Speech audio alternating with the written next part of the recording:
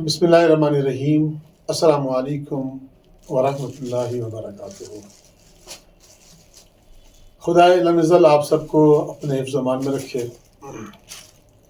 آج ہم ایک طویل وقفے کے بعد جامعہ ضیاء العلوم پنچ کے آفیشیل میڈیا سینٹر، جسے ہم ضیائی میڈیا سینٹر کے نام سے جانتے ہیں، اس کے اسٹوڈیو سے آپ سے مخاطب ہیں۔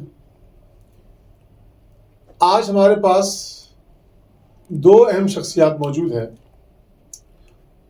اور ان دونوں کا تعارف یہ ہے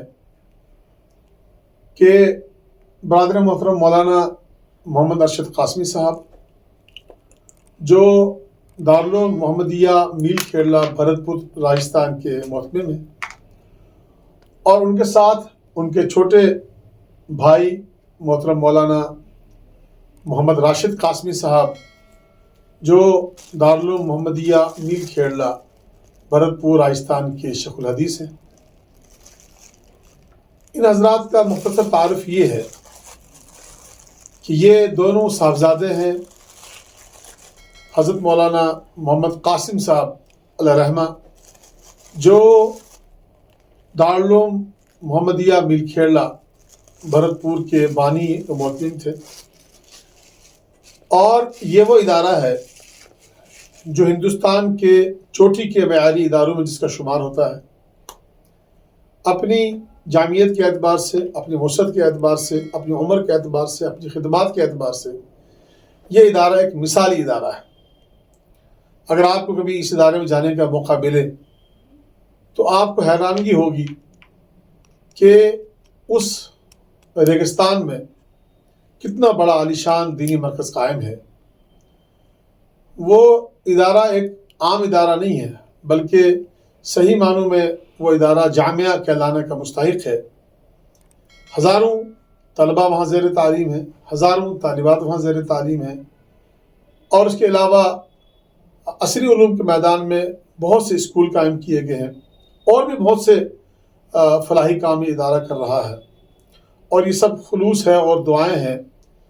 آپ نے نام سنا ہوگا دعوت و تبلیغ کے ایک مشہور بزرگ رہے ہیں میاں جی موسیٰ علیہ رحمہ، جو حضرت مولانا الیاس صاحب رحمۃ اللہ علیہ کے ساتھیوں میں تھے۔ یہ اسی خانوادے سے ہیں۔ ان کے صاحبزادے حضرت مولانا محمد ایوب صاحب تھے، اور ان کے صاحبزادے حضرت مولانا محمد قاسم صاحب تھے۔ والد محترم مولانا غلام قادر صاحب جب دارالعلوم دیوبند سے فارغ ہوئے تو ان کے لیے بہت بڑا مسئلہ یہ تھا کہ فراغت کے بعد اب کیا کیا جائے، چونکہ ہماری ریاست اور بالخصوص ضلع پنچ کے ایسے حالات نہیں تھے کہ جہاں آ کر وہ کوئی دینی کام کر پاتے، چونکہ ان سے پہلے بہت سے علماء کرام، نامور علماء کرام جو دارالعلوم دیوبند سے فارغ ہوئے مگر یہاں پہنچے، یہاں کی مٹی نے انہیں زمیں بوس کر دیا۔ یہاں پسماندگی اتنی تھی، ذہنی پسماندگی کہیے، علمی پسماندگی کہیے، مالی پسماندگی کہیے، ہر اعتبار سے خطہ پنچ انتہائی پسماندگی کا شکار تھا۔ ایسے حالات میں والد محترم مولانا غلام قادر صاحب کے لیے پنچ آنا اور پنچ میں کوئی کام کرنا بظاہر بہت مشکل تھا، تو والد صاحب نے فیصلہ کیا کہ وہ کچھ عرصہ ریاست سے باہر رہ کر دینی خدمات انجام دیں، اور والد صاحب کا جو حسن انتخاب تھا وہ دارالعلوم محمدیہ میل کھیڑلا تھا۔ آج اللہ تبارک و تعالیٰ نے 50-60 سال پرانا وہ ادارہ ہے۔ کچھ تفصیلات ہم اپنے دونوں مہمانوں سے معلوم کریں گے، اور جو ایک بات اہم میں یہ کہنا چاہتا ہوں کہ جامعہ کے لیے سعادت ہے کہ یہ دونوں بھائی جب والد صاحب راجستھان سے یہاں تشریف لائے تو ان کے ابا حضور نے ان دونوں بھائیوں کو والد صاحب کی خدمت میں یہاں بھیج دیا۔ یہ دونوں حضرات 2 سال انہوں نے یہاں تعلیم حاصل کی، اور آج مجھے یہ کہتے ہوئے خوشی محسوس ہوتی ہے کہ جامعہ کے دونوں ہونہار ابناء قدیم ایک مسلب اہتمام پر فائز ہیں، اور دوسرے جو ہیں وہ اس عظیم ادارے کے اور تاریخی ادارے کے شیخ الحدیث ہیں۔ تو مولانا میں سب سے پہلے بہت بہت شکریہ ادا کرتا ہوں، خوش آمدید کہتا ہوں۔ آپ بہت ہی مختصر وقت کے لیے پنچ تشریف لائے، کیونکہ آپ کا وادی کا دورہ تھا، اور ایک رات کے لیے آپ پنچ آئے اور ان دشوار گزار راستوں سے گزر کے یہاں تشریف لائے۔ تو بہت کم وقت میں ہم یہ آپ سے کچھ اپنے ناظرین کے لیے، سامعین کے لیے اور جامعہ کے جو متعلقین و محبین ہیں ان کے لیے ماضی کی کچھ یادیں جاننا چاہیں گے، چونکہ آپ دارالعلوم محمدیہ میل کھیڑلا میں بھی پڑھے، پھر یہاں آپ پہنچے، پھر یہاں سے واپس جا کے آپ دارالعلوم دیوبند سے آپ نے فراغت حاصل کی، پھر اپنے والد محترم کی ایک صحیح جانشینی کا حق بھی آپ دونوں نے ادا کیا، اور آپ کے جو برادر محترم ہیں مولانا اسد صاحب، جنہوں نے علمی میدان میں اپنے آپ کو اور بالخصوص اصلاحی میدان میں انہوں نے جو کام کیا ہے، اور چھوٹے بھائی امجد صاحب، تو آپ کا پورا خانوادہ الحمدللہ علمی خدمات میں سرگرم عمل ہے۔ تو مولانا مجھے بتائیں گے کہ یہاں جب آنا ہوا تھا آپ کا، اس وقت عمر کیا تھی اور حالات کیا تھے، ماحول کیا تھا؟ ضیاء العلوم کا بالکل ابتدائی دور تھا، اس دور میں آپ نے پنچ جیسے دور دراز علاقے میں، آپ ایک مرکزی علاقے سے آئے، میدانی علاقے سے آئے، اور پنچ جیسے دور دراز علاقے میں ایک چھوٹے سے نومولود مدرسے میں آپ نے داخلہ لیا، کیا تجربات تھے ماضی کے؟ عمر تو تقریباً میری 15 سال رہی ہوگی، بھائی صاحب کی 16-17 سال رہی ہوگی۔ آئے یہاں پر، اور ظاہر بات ہے کہ جامعہ ضیاء العلوم اس وقت بالکل ابتدائی حالات میں تھا، مسجد بھی یہاں ٹین والی کچی مسجد تھی، اس کے برابر چھوٹی سی جگہ تھی، وہ مدرسہ تھا۔ مولانا غلام قادر صاحب جو ہمارے استاذ ہیں، ہم نے ناظرہ قرآن بھی ان سے وہاں میل کھیڑلا میں پڑھا ہے، اور والد صاحب سے چونکہ ان کا ایک گہرا تعلق تھا، میل کھیڑلا سے تعلق تھا، اس وجہ سے انہوں نے ہماری بہت رعایت فرمائی، بہت دھیان رکھا۔ وہاں اس وقت مدرسے میں یہاں کوئی ایسی سہولیات نہیں تھی، لیکن ہمارے لیے تو انہوں نے بہت کچھ کیا تھا، الحمدللہ بہت آرام سے یہاں پر رکھا ہم کو۔ لیکن بہرحال وہ جامعہ کے بالکل ابتدائی حالات تھے۔ آج جب دیکھتے ہیں تو تصور سے باہر منظرنامہ سامنے آتا ہے کہ اللہ رب العالمین نے مولانا سے اتنا بڑا کام لیا، وہ تو بالکل ابتدائی حالات تھے۔ اب آپ نے یہاں کیا کیا تعلیم، کس درجے میں تعلیم حاصل کی؟ فارسی اور عربی کی ابتدائی تعلیم یہاں۔ جی۔ تو کچھ آپ بتائیں گے ہمارے سامعین کو کہ اس دور کا پنچ کیسا لگا آپ کو؟ اتنا دور دراز پہاڑی علاقہ اور آپ میدانی علاقے کے لوگ۔ سفر تو بہت دشوار تھا، وہ خاص طور سے جموں سے پنچ آتے تھے، صبح سے شام ہو جاتی تھی، اور پہاڑوں کا جو سفر ہوا کرتا تھا اس میں طبیعت بھی خراب ہو جاتی تھی۔ پنچ اس وقت بالکل چھوٹا سا شہر تھا، یعنی اتنا بڑا پھیلا ہوا نہیں تھا، یہاں مدرسے کے اطراف میں یہ آبادیاں نہیں تھی، ہاسپٹل تھا اور مدرسہ تھا، کوئی بڑا شہر اس وقت نہیں تھا۔ لیکن بہرحال یہاں کی اور پرامن حالات تھے، تو کافی یہاں جی لگتا تھا ہمارا۔ خاص طور سے ہمارے ملک کی سرحدوں کی حفاظت کرنے والے جو لوگ تھے وہ بہت پیار اور شفقت کے ساتھ ہمارے ساتھ پیش آتے تھے۔ خاص طور سے یہ سنتے تھے راجستھان کے 2 طالب علم یہاں پر طالب علم ہیں، تو ملاقات کے لیے مدرسے میں آتے تھے، حضرت کے پاس آتے تھے، جو فوجی حضرات جی۔ ظاہر ہے فوجی بھی پردیش میں ہوتے ہیں، تو آپ کو بھی دیکھا کہ یہ بھی پردیسی ہیں، بس راجستھان کا نام سن کے فوراً آتے ہیں۔ اچھا، جذباتی رشتہ تو بنتا ہے۔ تو آپ نے والد صاحب کو وہاں بھی دیکھا، یہاں بھی دیکھا، تو ایک استاد کی حیثیت سے والد محترم مولانا غلام قادر صاحب کو، ایک معلم، ایک مدرس کی حیثیت سے آپ نے کیسے پایا؟ چونکہ آپ خود اس وقت شیخ الحدیث کے منصب پر ہیں، بخاری شریف پڑھاتے ہیں، اور ایک طویل تدریسی تجربہ آپ کو ہے، تو آپ والد محترم کو ایک استاد کی حیثیت سے، ایک مدرس کی حیثیت سے کیسا پایا آپ نے؟ میں تو حضرت کا شاگرد ہوں، اور ناظرہ قرآن بھی پڑھا ہے، عربی کی ابتدائی کتابیں پڑھی ہیں، فارسی پڑھی ہے۔ میں تو جو کہوں گا بہرحال وہ مجھے کہنا بھی چاہیے۔ والد صاحب فرمایا کرتے تھے کہ کچھ لوگ، کچھ اساتذہ ایسے ہوتے ہیں ان پر کتاب حاوی ہوتی ہے، اور کچھ اساتذہ ایسے ہوتے ہیں وہ کتاب پر حاوی ہوتے ہیں۔ تو مولانا غلام قادر صاحب کے بارے میں فرمایا کرتے تھے کہ مولانا غلام قادر صاحب کتاب پر حاوی ہوتے ہیں۔ ہمارے کچھ اساتذہ نے یہ جملہ استعمال کیے، کچھ لوگ کتاب پڑھاتے ہیں، کچھ فن پڑھاتے ہیں، مولانا غلام قادر صاحب فن پڑھاتے ہیں، یہ میوات میں کہا جاتا تھا۔ اور میوات میں جب وہ پڑھایا کرتے تھے میل کھیڑلا میں، فجر کی اذان سے لے کر اور عشاء تک مستقل وہ پڑھایا کرتے تھے، اور ہر فن کی کتاب پڑھایا کرتے تھے۔ میوات میں جس وقت وہ وہاں رہے ہیں تو میل کھیڑلا کے تعلیم بھی اور وہاں کا تربیت کا نظام بھی حضرت مولانا کی وجہ سے بڑا مشہور ہوا۔ اساتذہ میں کیا بلکہ پوری میوات میں مقبول تھے۔ پڑھانے کا تو ان کا ایک نرالا انداز تھا۔ ہم نے گلستہ پڑھی ہے حضرت سے، عربی کی ابتدائی کتابیں پڑھی ہیں، جو پڑھاتے تھے وہ جم جاتا تھا دماغ میں۔ تو آپ نے میوات کی ذکر کیا، تو میوات میں لگ بھگ کتنے اس دور کے کتنے شاگرد ہوں گے؟ چونکہ ہمیں آج بھی جب یہاں سے جماعتیں جاتی ہیں اس علاقے میں تو وہاں سے ہمیں بتاتے ہیں کہ فلاں گاؤں میں ہم پہنچے تو ہمیں پوچھا گیا مولانا کے بارے میں، تو کافی شاگرد وہاں بھی میوات کے علاقے میں پائے جاتے ہیں والد صاحب؟ سینکڑوں کی تعداد میں ہے. اس زمانے میں مدرسہ کچا تھا اور طلبہ کی تعداد کم ہوتی تھی، لیکن بہرحال بلا مبالغہ یہ کہا جا سکتا ہے کہ سینکڑوں طالب علم ہیں. اور میل کھیڑلا کا امتیاز یہ ہے کہ اس زمانے میں بھی اور اس کے بعد بھی وہاں سے جو فارغین نکلے ہیں انہوں نے زمین پر بہت اچھے کام کیے ہیں. یہ جو بات سننے کو آپ ملتی ہے نا، مل کر جماعتیں جب جاتی ہیں تو کسی نہ کسی ادارے میں یا کسی مسجد میں تو وہاں میل کھیڑلا کا فارغ ہوگا اور وہ تذکرہ کرے گا. تو واسطہ بلا واسطہ وہ حضرت کے شاگرد ہیں اور بہت ہی افتخار کے ساتھ وہ نام لیتے ہیں کہ ہم مولانا کے شاگرد ہیں. اس وجہ سے ہر جگہ مولانا کے فیض یافتگان مل جائیں گے. آپ نے مولانا کی تدریسی خدمات کا ذکر کیا، آپ کے جامعہ کے ترانے میں بھی والد صاحب کا نام شامل ہے، اور یہ بڑے ظرف کی بات ہے اور بہت بڑی بات ہے کہ آپ نے آج سے 50 سال پہلے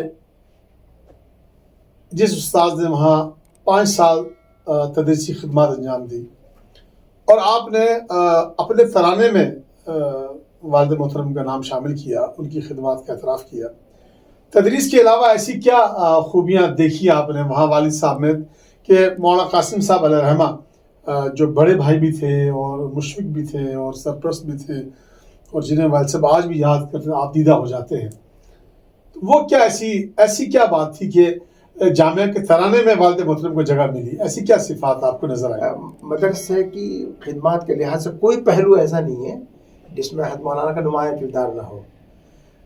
بس ان کی زندگی سے ایک چیز ہمیں سیکھنے کو یہ ملی کہ کسی بھی کام سے انہوں نے دل نہیں چڑھایا. جھاڑو لگانی ہے تو وہاں غلام قادر صاحب، کھانا کھلا رہے ہیں وہاں غلام قادر صاحب، بچوں کو بیدار کر رہے ہیں تو وہ سلا رہے ہیں، تو وہ ہر چیز میں، پڑھانے میں، لکھانے میں.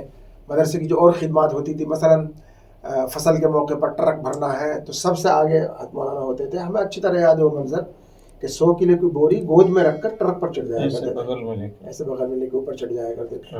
اچھا، اور ایسے اتار لیتے تھے. اور والد محترم کے بارے میں آپ کو بتاؤں کہ ہمارے دیہاتی زندگی میں جہاں ہم جس گاؤں میں رہتے ہیں وہاں آج بھی ان کے ہم عمر لوگ یاد کرتے ہیں کہ جب یہ جوانی میں تھے، جب یہ اسکول پڑھتے تھے تو ہمارے ہاں جب یہ دھان لگانا ہوتا ہے، گھاس کٹائی ہوتی ہے، تو ہمارے والد صاحب اپنی صحت کے اعتبار سے، کام کاج کے اعتبار سے بڑے مشہور تھے گاؤں میں. جی کہ تو وہ مضبوطی تو اللہ نے ان کو شروع سے دی تھی. تو مولانا خیر یہ تو ذکر مولانا نے جو کام کیا نا میل کھیڑلا میں، وہ ملازم ہونے کی حیثیت سے نہیں کیا، بس یہی امتیاز اپنا کام سمجھ کر کیا. یہی امتیاز تھا. یہ امتیاز. اور والد صاحب فرماتے ہیں کہ مجھے ایک بار کہا حضرت علیہ رحمٰ نے کہ مولوی غلام قادر، پہلے میں جب 1 ہفتے کے لیے کہیں جاتا تھا تو میں 2 دن میں واپس آ جاتا تھا، لیکن جب سے تم آئے ہو تو میں اگر 1 ہفتے کے لیے جاتا ہوں تو میں 10 دن بعد واپس آتا ہوں.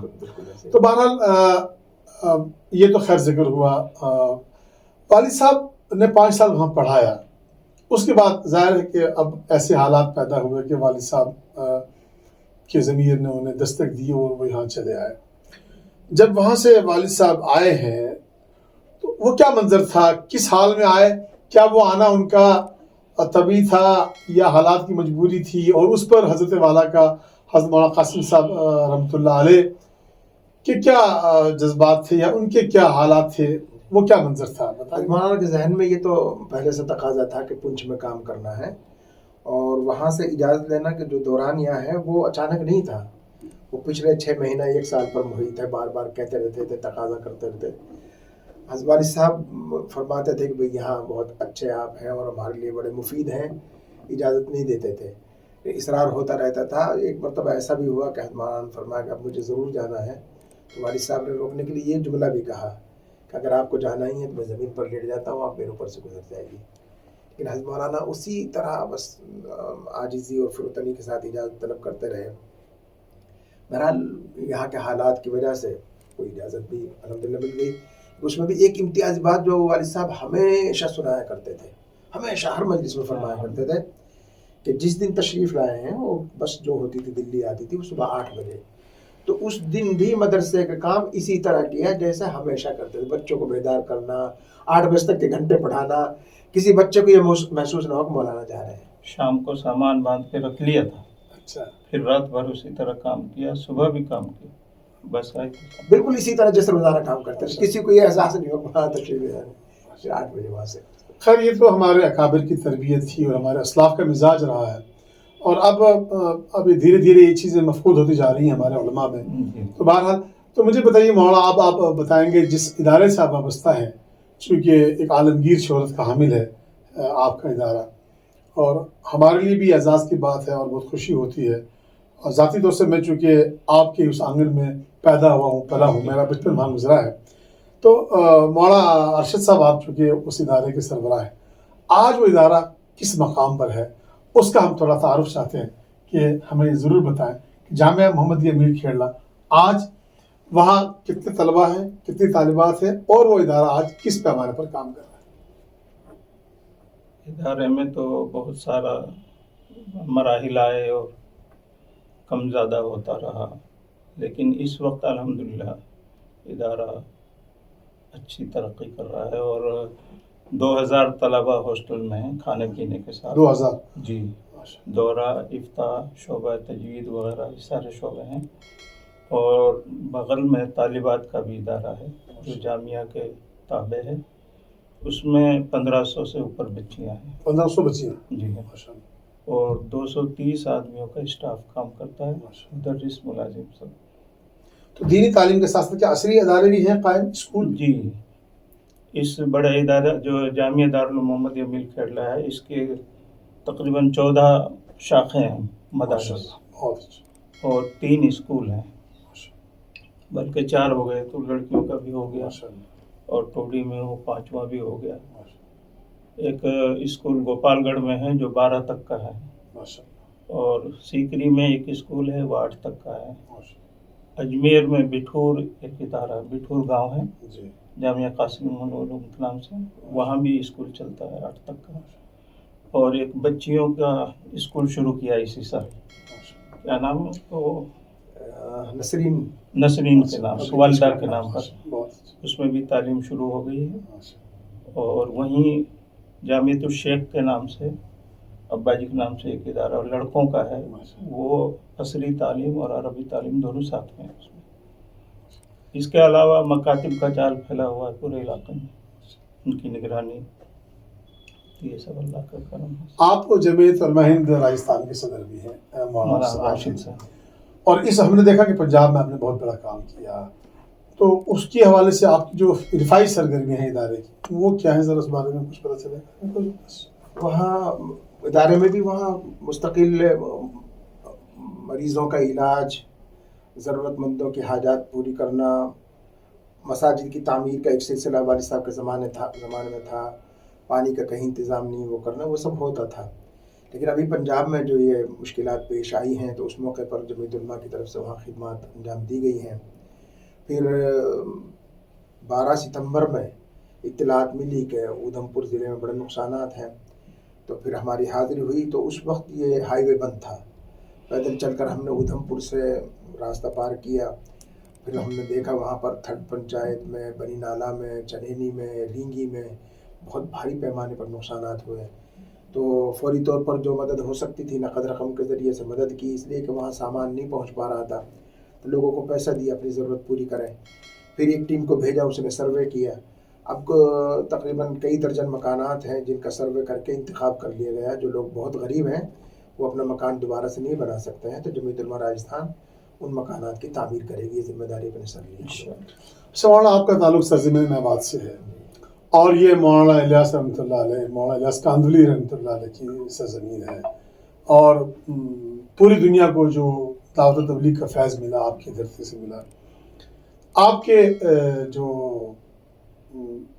आबा अजदाद थे, और बिलखुसूस मियाँ जी मूसा अलैहि रहमा जो हज़रत मौलाना इलियास रहमतुल्लाह अलैह के साथियों में थे, मैं उनका एक ज़िक्र खैर सुनना चाहता हूँ कि वो इतनी बड़ी आलिशान निस्बत आपको हासिल है, तो उनका तारुफ मियाँ जी मूसा अलैहि रहमा का तारुफ आखिर में करवा दीजिए। मियाँ जी मूसा साहब अलैहि रहमा पहले से ही दीनदार आदमी थे।